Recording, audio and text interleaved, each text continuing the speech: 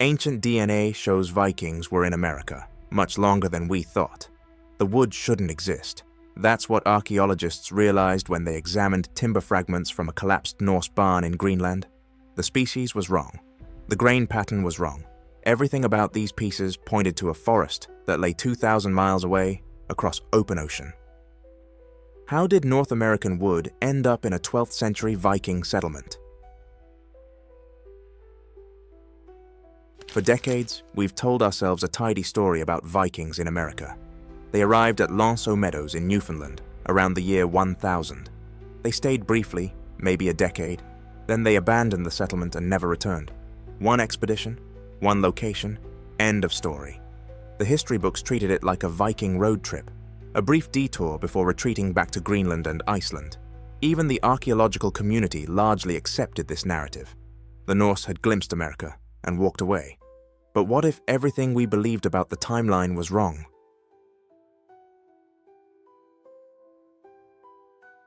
The problem started with wood, lots of it. Norse Greenlanders built ships, houses, churches, workshops, and furniture, all requiring massive amounts of timber. But Greenland was essentially treeless, producing only stunted dwarf birch and willow, unsuitable for construction. For centuries, scholars assumed the answer was simple: driftwood from Siberian forests carried by Arctic currents, and timber imported from Norway. The sagas mentioned occasional trips to Markland for wood, but these were dismissed as exaggerated folklore. Quick supply runs at most. Then researchers began examining the wood itself. Dr. Elisabeth Gudmundsdottir at the University of Iceland led a team analyzing over 5,000 wooden artifacts from Norse Greenland sites. They used dendrochronology and microscopic cellular analysis to identify species and origins. Most matched expectations: Norwegian pine, Siberian spruce, driftwood, but then they found the outliers. Picture a Norse merchant named Bjorn in 1130. He's standing on a beach in southern Greenland, watching workers unload timber from a Nar trading ship. The voyage from North America took 2 weeks across the Davis Strait, navigating ice floes and unpredictable storms. This isn't Bjorn's first crossing, it's his 7th. He's been making this journey since his father first showed him the route 2 decades earlier. His grandfather made the trip before that. 3 generations of the same family, harvesting timber from the same coastal forests in what we now call Labrador. This wasn't adventure, this was business. The timber Bjorn's crew cut comes from hemlock, oak, and beech trees, species that don't exist anywhere in the Norse world except across the ocean. These aren't random pieces of driftwood shaped by currents.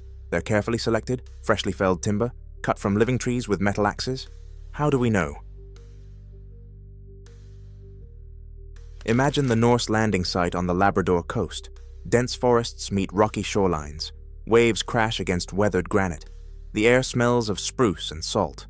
A crew of 8 men works methodically through the coastal forest. They're not explorers anymore. They know exactly which trees to cut. They've done this before. The same inlet, the same timber stands their fathers and grandfathers harvested. They fell massive hemlocks, strip the branches, and drag the logs to the beach, using techniques perfected over generations. It takes 3 days to load the ship, another 2 weeks to sail back to Greenland. But why would anyone risk these dangerous crossings repeatedly? Why not just use driftwood or Norwegian imports? The DNA analysis revealed something unexpected. The North American wood didn't appear in just one Greenland site. It showed up across multiple locations. And not just from the early 1000s, when Lanceau Meadows was occupied. Wood samples from the 11th century, the 12th century, even fragments potentially dating to the early 13th century, all showing the cellular signatures of North American species. Wait, that can't be right. Lanceau Meadows was abandoned around 1020. The history books say Vikings gave up on America after encountering hostile indigenous populations. So why would North American timber keep appearing in Greenland for the next 3 centuries? Unless the Vikings never actually stopped going to America. Dr. Gudmundsdottir's team found 28 distinct pieces of North American wood. But here's the critical detail. The wood showed varying degrees of age and weathering, suggesting it arrived in Greenland at different times across multiple decades or even centuries. The implications were staggering.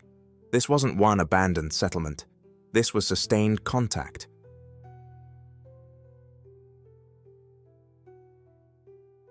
The breakthrough came when researchers analyzed DNA from birch bark tar used to waterproof Viking ships.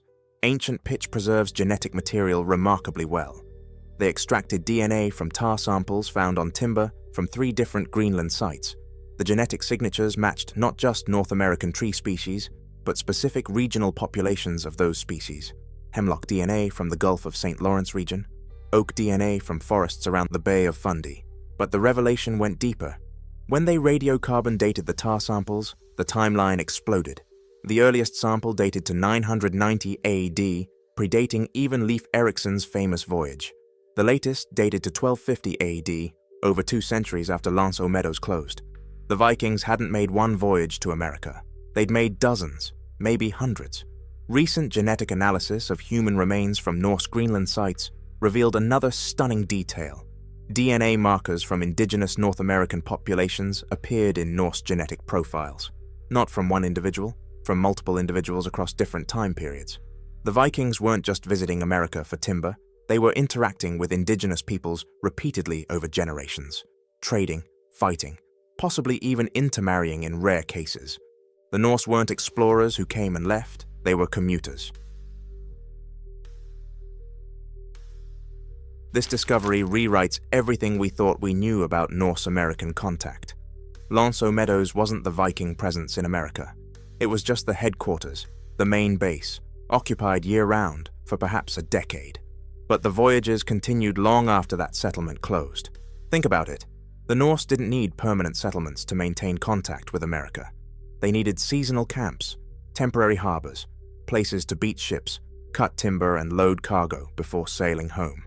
How many of these sites existed? We don't know. Most would have been simple structures, deliberately dismantled when crews departed, leaving almost no archaeological trace. Recent analysis of indigenous oral histories from Mi'kmaq and Beothuk peoples in Atlantic Canada reveals stories of encounters with pale-skinned traders who arrived in great canoes with wings. Stories dismissed as myth may actually preserve memories of sustained Norse contact spanning generations. The genetic evidence also explains mysteries in the sagas. The saga of the Greenlanders mentions multiple expeditions to Markland for timber, but historians assumed these were exaggerations. They weren't. They were accurate records of routine resource extraction voyages. Why did historians miss this for so long?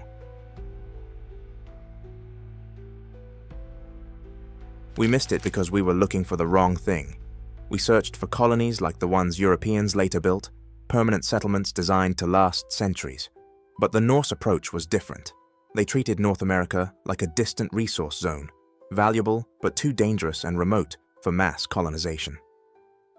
It's similar to how modern fishing fleets operate in international waters, making regular trips to harvest resources without establishing permanent bases. The Norse-American connection only ended when Greenland's own settlements collapsed in the 1400s. Climate change made the North Atlantic crossing increasingly dangerous. The Black Death devastated European populations. Trade routes shifted. By the time Columbus sailed in 1492, the Norse presence in America had been forgotten everywhere except in Icelandic sagas, which most Europeans dismissed as fantasy. But the DNA doesn't lie. The genetic signatures preserved in wood, tar, and human remains prove sustained contact between Norse Greenland and North America, spanning at least 250 years, possibly more. That's longer than the United States has existed. So here's what we're left with. If Vikings maintained regular contact with North America for over 2 centuries, what else haven't we found? How many temporary camps existed? How many indigenous communities traded with Norse merchants? What happened to the mixed heritage children born from these encounters? And perhaps most intriguingly, if climate change hadn't collapsed Norse Greenland, would Vikings have continued visiting America right up until Columbus arrived, creating a very different first meeting between Old World and New? The DNA has given us answers, but every answer reveals deeper mysteries waiting beneath the surface. If this changed how you see Viking history, hit that like button and subscribe for more DNA discoveries that rewrite our past. What do you think? Could there still be undiscovered Norse sites in North America? Drop your thoughts in the comments below.